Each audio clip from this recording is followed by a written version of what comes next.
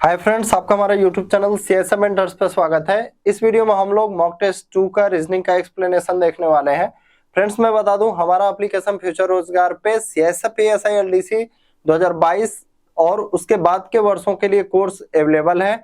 जो आपका 799 का कोर्स है वो 2022 और अगले जो वैकेंसी आएगी उसके लिए है। जो 999 का है वो 2022 के लिए और उसके बाद के लिए है। अगर आप सिर्फ मॉक टेस्ट अटेम्प्ट करना चाहते हैं लेकिन आपको उसमें वीडियो सॉल्यूशन और चीजें नहीं मिलेंगी, सिर्फ आप मॉक टेस्ट दे पाएंगे और उसका आंसर देख पाएंगे, वो 499 में है।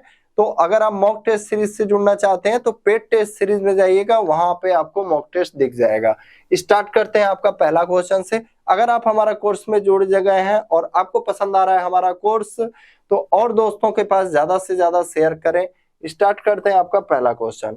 पहला क्वेश्चन है, 7 लड़के M K C P S T और यू एक प्रतियोगिता में भाग लेते हैं।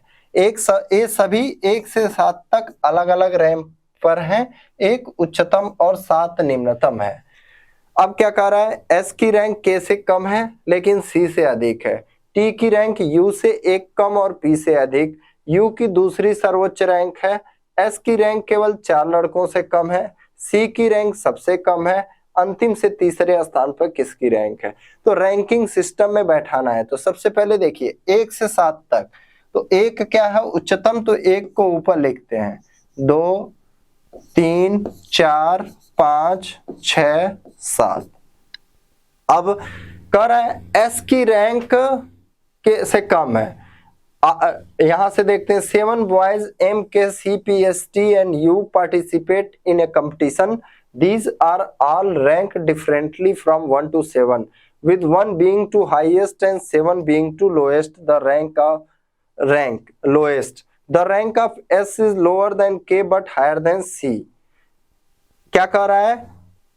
The rank of S is lower than K, यानी S का रैंक जो है किससे लोअर है? K से, बट हायर किससे है? C से। The rank of T is 1 less than U and 1 more than P. U has the second highest rank. U जो है सेकेंड हाईएस्ट पे है, यानी ऊपर से दूसरा है।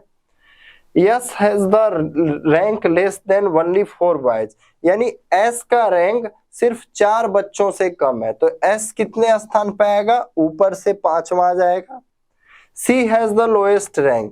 C जो है सबसे नीचे है। अब देखिए क्या क्या कह रहा था, यहाँ पे कह रहा था, देखिए KSC, यहाँ पे आपको मिला है KSC, यानी K का ज्यादा है। यहाँ पे देखते हैं S की रैंक K से कम है। S की रैंक K से कम है लेकिन C से अधिक है, ठीक है। T की रैंक U से 1 कम और P से 1 अधिक है। ये तो कहीं और भी इनके बीच में भी हो सकते हैं, लेकिन यहाँ पे क्या कह रहा है, T की रैंक U से 1 कम और P से 1 अधिक है, यानी ये एक साथ आएंगे। तो U यहाँ आ रहा है तो T और P यहाँ आ जाएंगे। अब यहाँ पे क्या कह रहा था, K का S से अधिक है तो सबसे ऊपर K आ जाएगा। बचा कौन? यहाँ पे देखिए M बचा है, M को यहाँ पे लिख देंगे। हमसे क्या पूछ रहा है, तीसरे स्थान पर किसकी रैंक है? कहां से? अंतिम से। तो अंतिम से तीसरा कौन हो जाएगा? S। अंतिम से तीसरा कौन हो जाएगा? S। अगर आपको वीडियो पसंद आता है तो YouTube पे वीडियो को जरूर लाइक करिएगा। पूरा वीडियो देखने के लिए आप हमारा कोर्स से जरूर जुड़ें। क्या कर रहा है, 5 व्यक्ति M1, M2, M3, M4, M5 एक वृत्ताकार मेज के चारों ओर मेज के केंद्र की ओर मुख करके बैठे हैं। केवल एक व्यक्ति M3 और M4 के बीच में बैठा है। M2 M4 के बाईं ओर दूसरे स्थान पर बैठा है। M1 M2 के सन्निकट दाईं ओर बैठा है। M2 के बाईं ओर से गिने जाने पर M2 और M1 के बीच में कितने व्यक्ति बैठे हैं? 5 persons M1, M2, M3, M4 and M5 are sitting around a circular table facing the center of the table. Only one person sits between M3 and M4. M2 sits second to the left of M4. M1 sits to the immediate right of M2. How many persons sit between M2 and M1 when counted from the left of M2। तो देखिए क्या करेंगे, 5 व्यक्ति हैं, वृत्ताकार में है, 1 2 3 4 5। केवल एक व्यक्ति M3 और M4, M2 M4 के बाईं ओर दूसरी स्थान पे, M2 M4 के बाईं ओर दूसरी स्थान पर। अब यहाँ पे क्या कर रहा है, केवल एक व्यक्ति M3 और M4 के बीच में बैठा है, तो M3 यहाँ आ नहीं सकता, M3 यहाँ आ नहीं सकता, तो M3 कहाँ आ जाएगा, यहाँ पर आ जाएगा। M1 M2 के सन्निकट दाईं ओर बैठा है, तो M1 यहाँ आ जाएगा। बचा कौन, M5, तो M5 यहाँ आ जाएगा। अब क्या पूछ रहा है, M2 के बाईं ओर गिने जाने पर M2 और M1 के बीच में कितने व्यक्ति बैठे हैं, बाईं ओर गिने जाने पर, दाईं ओर नहीं बाईं ओर, तो 1 2 3। देखिए यहां से चलेंगे यहां तक आएंगे, तो 1 2 3। नेक्स्ट कह रहा है, एक निश्चित कूट भाषा में ग्रेप्स को HQBOFR लिखा जाता है और फैक्टर को GZDSPQ लिखा जाता है। उसी कूट भाषा में लेआउट को क्या लिखा जाएगा। In a certain code language grapes is written as HQBOFR and factor is written as GZDSPQ। How will layout be written in the code language. तो क्या करेंगे, देखिए GRAPES, तो क्या हो जाएगा HQBOFR। तो यहाँ पे क्या हुआ, +1, यहाँ पे -1 +1 -1 +1 -1। तो यही चीज लेआउट में भी करेंगे।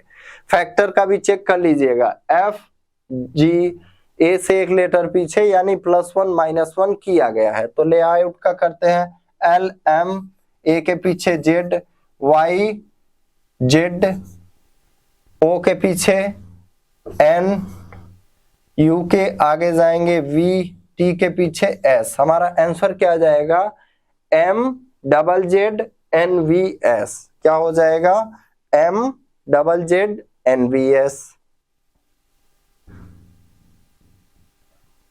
अगला क्वेश्चन, 7 पुरुष M1 M2 M3 M4 M5 M6 और M7 एक गोलाकार मेज के चारों ओर केंद्र की ओर मुख करके बैठे हैं। जरूरी नहीं कि इसी क्रम में हो। M5 M1 और M4 दोनों का निकटतम पड़ोसी है। M6 M1 के ठीक दाएं है, जो एकदम एक्यूरेट रहता है उसको पहले करना रहता है। M7 M6 या M3 का निकटतम पड़ोसी नहीं है। M7 के दाएं और दूसरे स्थान पर कौन है, कितने व्यक्ति हैं, 1 2 3 4 5 6 7, 1 2 3 4 5 6 7।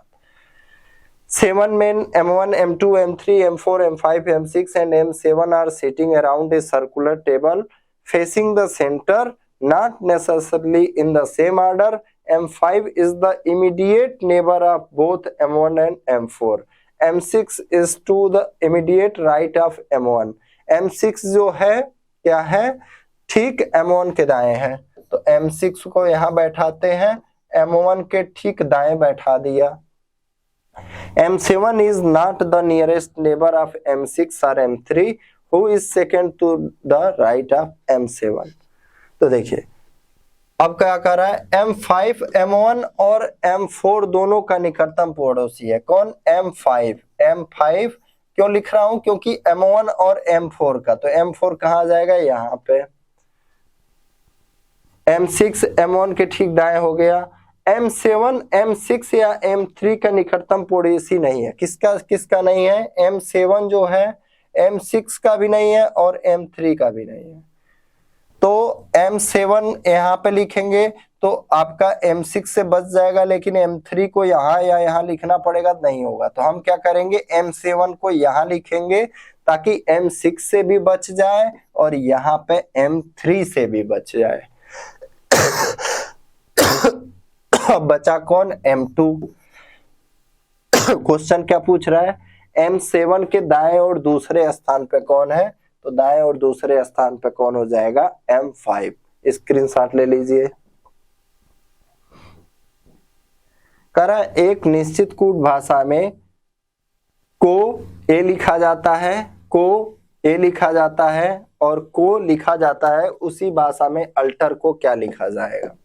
इन a certain code language is written as and is written as how will be written in that language.